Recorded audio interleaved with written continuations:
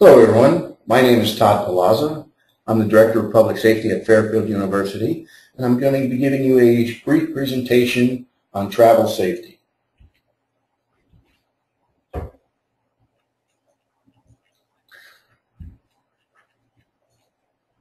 I'd like to especially thank people who helped put this program together. It was a collaborative effort. We're going to be covering many topics: preparing to go, what to bring while you're traveling, safety where you're going to be staying, safety in the area surrounding you, safety on the streets, some threat assessment issues, some kidnapping topics, local laws and customs, and preparing for terrorism. Some things to prepare for when you go, which will be paramount to your safety. Preparation is a key to your success in your travels. One of the things you're going to want to do is make copies of all your passports, your travel itineraries, phone numbers, emergency contacts, any tickets that you may have as well. As far as booking hotels, if you're going to be staying in a hotel, please try to stay in an area that is either on the second floor and not above the seventh floor. And the reason we do that is for safety purposes. Ground floor access on first floors can be easily obtained through outside windows. And then seventh floor regulations, most fire apparatus will be able to accommodate any ladder trucks up to the seventh floor in all countries. Some credit card issues before you go. Make sure you know the limit on your credit card. While it's not much of a penalty in the United States to exceed your credit card numbers, in some foreign countries that is a bigger deal. Insurance, I know you want to check with your parents to make sure that your homeowner's insurance will cover any thefts or losses while you're abroad. Also, I know you're required to have your HTH insurance through the travel program, but make sure you do check back with your parents' program just to make sure that everything is covered as well. If you're going to be taking any type of electronic equipment, make sure that you get permission to take photos or do specialized equipment with you while traveling. It should go without saying, but I will tell you, obviously firearms, knives, pepper spray are not allowed anywhere on planes or other types of travel. Travel in groups as much as possible, and if you can, have someone meet you at the airport or your destination point. A little bit about your luggage. It's good to put your name on the luggage, but you don't want to saturate your luggage with a lot of tourist-type stickers that can identify you as a international student. Also, you're going to want to lock your luggage after TSA does the inspection. A little bit about clothing. Take only what you're going to need. You don't need to overdo it, and you want to dress conservatively. You don't want to look like Tommy Tourist here. Very conspicuous and stands out in the crowd and presents himself as an easy target. If you're going to be taking backpacks and book bags, make sure you keep them with you at all times. Traveling with money, you're going to want to have some type of reserve cash with you, but only take the amount that you're going to be needing for that day. Traveler's checks or credit cards are still acceptable in most locations. And if you do use traveler's checks, even though they're not widely used anymore, they are still accepted, but you're going to want to record those numbers down as well. You also want to record your credit card numbers and, most importantly, the phone number to contact if you do lose or have them stolen. For medications, we've had some problems in the past where people have been delayed in their flights and not have enough medications. So if you are on any type of prescriptions, make sure you have enough for at least a week beyond your end time. Also, make sure you keep them in the original labels. With your phone, most of your cell phones will work, but you're going to want to verify that they will work in the country and your destination point. You might want to wait till you get to the country and buy a phone card there. If you're going to be traveling and staying in a hotel or a motel, Check your room. Make sure you lock the doors. I know you've heard that from public safety in the past, but it is vitally important to protect yourself and avoid theft. Please don't lend out your key to anyone or leave it lying around where anyone could take it. If you do feel uncomfortable, you could use auxiliary locking devices that can be purchased at hardware stores as well. Also, if someone comes to your room saying that they're an employee of the hotel, you might want to verify that with the front desk and make sure it is a legitimate call. While there, you want to check your belongings on a daily basis. If you're anything like my son, you go about a month before you realize that something might be missing. If you're like my daughter, she'd know that right away.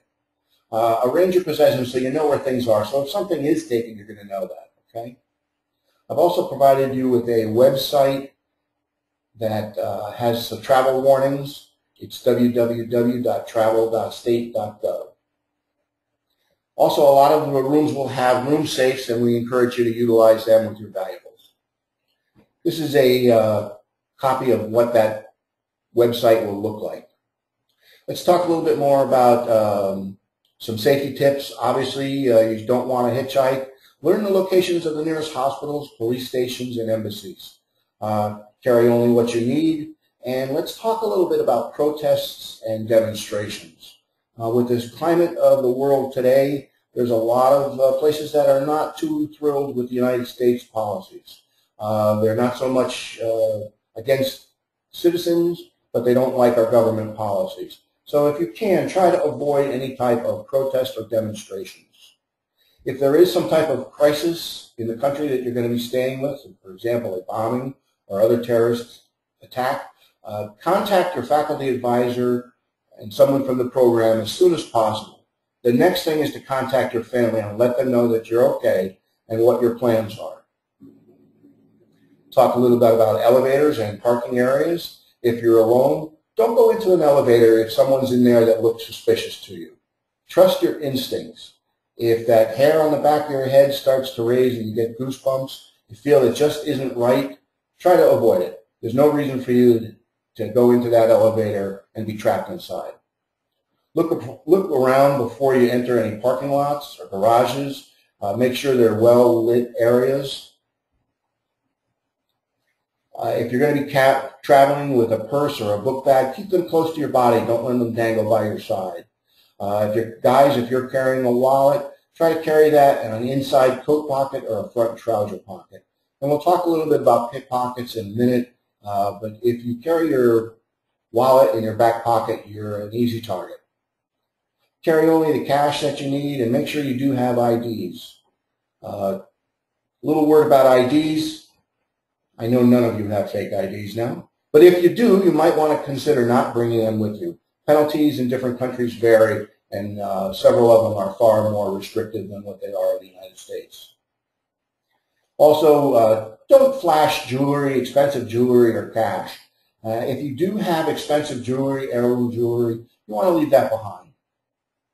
Also, there are credential pouches or money belts that can be utilized to carry information and cash on your body.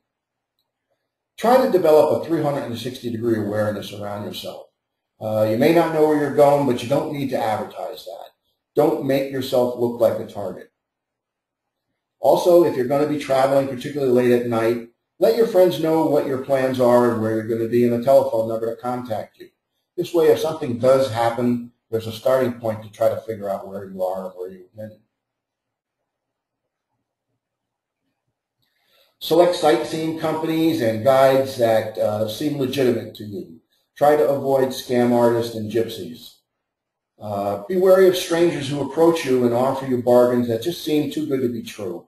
If it's a huge discount and a big type of tourist attraction, be leery of taking those opportunities.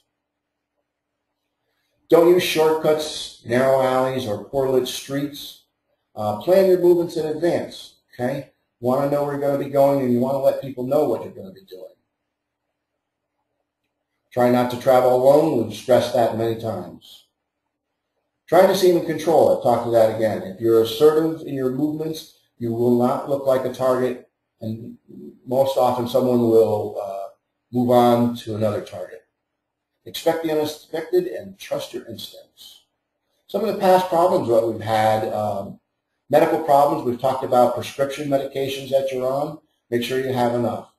Petty theft, passport thefts, pickpockets, scam artists, traveling on trains and buses. It's an easy time for you to kick back and relax, maybe put your iPod on and listen to some music. Take a nap. Well, that's a perfect opportunity for someone to rip you off. Also, if you are confronted and someone intends to rob you and threatens you, don't resist, okay? We could always get back any type of material things. Your safety is paramount to us, and we don't want to see you hurt. A little bit more about pickpockets. Usually their method of operating is to operate in teams, and their key is to distract you. They'll jostle you, they'll ask for directions, they may drop something in front of you, they may stage a fight in front of you. Be aware that if someone approaches you and asks you something that just doesn't seem right, guard your valuables. And then afterwards, make sure that you haven't been ripped off. If you are, report that right away. Again, we talked about not fighting back. We can get anything back, but we can't get you back. We want you to stay safe. Give up your valuables.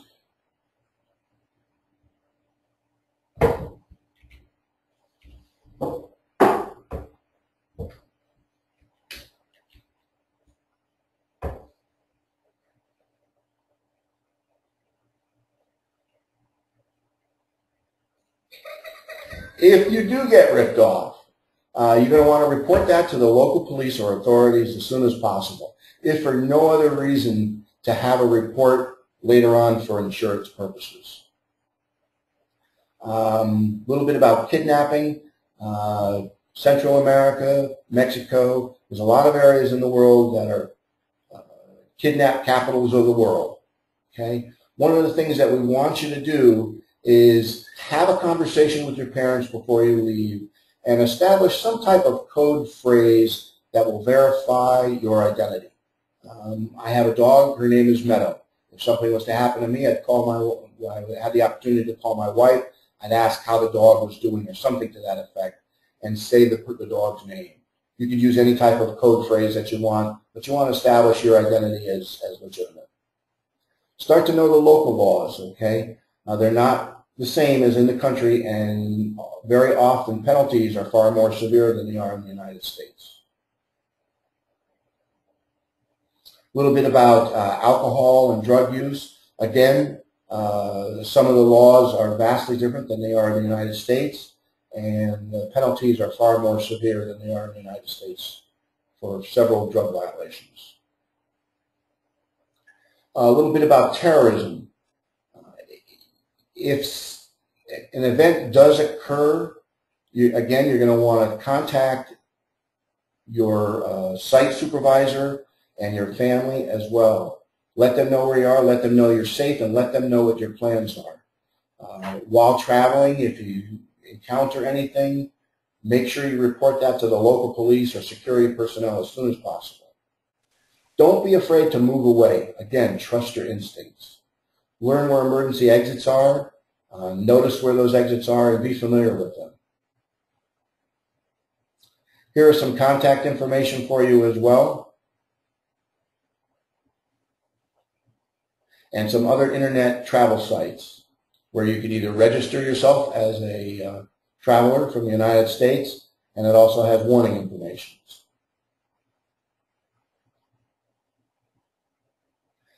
I know you're going to have a safe trip. We welcome you to a great experience. Know that you can contact the university at any time if you have any problems at all. Good luck and have a safe experience.